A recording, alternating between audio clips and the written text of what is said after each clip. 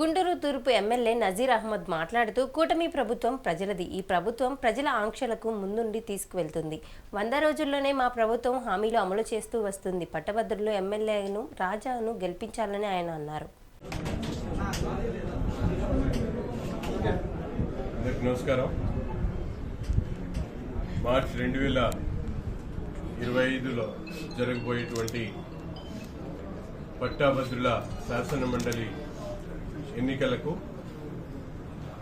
తెలుగుదేశం కూటమి అభ్యర్థిగా పెద్దలు మాజీ మంత్రివర్యులు శ్రీ ఆలపాటి రాజేంద్ర ప్రసాద్ గారి అభ్యర్థిత్వాన్ని ఖరారు చేసినందుకు కూటమి నాయకత్వానికి ధన్యవాదాలు తెలుపుతూ, ముఖ్యంగా ఈరోజు కూటమి ప్రభుత్వం ప్రజల ప్రభుత్వంగా, ప్రజల ఆశీస్సులతో ఏర్పడినటువంటి ప్రభుత్వంగా ప్రజల ఆకాంక్షలను నెరవేర్చడానికి అవసరమైనటువంటి ప్రతి ఒక్క కార్యక్రమాన్ని కూడా ఈ ప్రభుత్వం ముందుకు తీసుకెళ్తున్నటువంటి విధానం.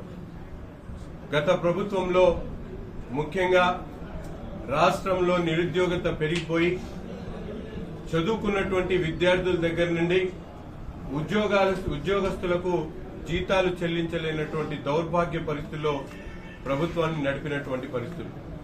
కానీ ఈరోజు ప్రభుత్వం చేపట్టినటువంటి 100 రోజుల్లోనే చెప్పినటువంటి మాట ప్రకారం ప్రభుత్వ నియామకాలకు డిఎస్సి ఏర్పాటు చేసేటువంటి కార్యక్రమం కానీ, రాష్ట్రంలో ఉన్నటువంటి నిరుద్యోగ యువతకు ఉపాధి కల్పించేటువంటి క్రమంలో ఒక అడుగు ముందుకేస్తూ ముఖ్యంగా సంవత్సరానికి 5 లక్షల మందికి ఉద్యోగాలు కల్పించేటువంటి కార్యక్రమం కానీ, ఇవన్నీ కూడా రాబోయేటువంటి రోజుల్లో ఏదైతే కూటమి నాయకత్వం ఇచ్చినటువంటి వాగ్దానం మేరకు 20 లక్షల ఉద్యోగాలు కానీ, ఈరోజు స్కిల్స్ సెన్సెస్ పేరుతో రాష్ట్రంలో ఉన్నటువంటి నిరుద్యోగులకు పట్టాభద్రులకు ఒక అవకాశాన్ని కల్పించేటువంటి క్రమంలో ఒక అడుగు ముందుకేయడానికి ఈరోజు అనుభవజ్ఞులైనటువంటి విద్యావేత్తగా ఉండి, న్యాయవాదిగా ఉండి, ప్రజా సమస్యల మీద నిరంతరం పోరాడుతూ తెలుగుదేశం పార్టీ జెండాను ఎత్తినటువంటి సైనికుడిగా ముందుకు సాగుతున్నటువంటి ఆలపాటి రాజేంద్ర ప్రసాద్ గారికి